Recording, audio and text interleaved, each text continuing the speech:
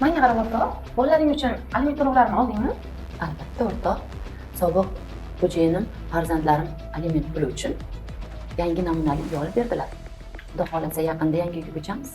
Qashqadaryoda xuddi shunga o'xshash holat kuzatildi. Ya'ni 45 yoshli erkak farzandlari uchun aliment pullari o'rniga namunali uy hadya qildi. Majburiy ijro byurosi Mirishkor tuman bo'limi ish yurituida fuqarolik ishlari bo'yicha kasb tumanlararo sudining 2023-yil 31-iyuldagi sud buyrug'iga asosan qarzdor fuqaro foydasidan undiruvchi foydasiga 4 nafar farzandning moddiy ta'minoti uchun aliment undirish belgilangan. Ijro harakatlari doirasida qarzdor masalaga mas'uliyat bilan yondashib 4 nafar farzandining 18 yoshga to'lgunga qadar bo'lgan moddiy ta'minoti uchun farzandi nomiga 6 sotiqli 3 xonali uy rasmiylashtirib berdi. Shuningdek, erkakdan shu kunga qadar 27 million so'm undirilgan. Afsuski, oramizda bugun o'z oilasidan ajrashib, bolasi uchun aliment to'lamay qochib yurgan otalar haqida ko'p eshityapmiz. Shu o'rinda muhim eslatma.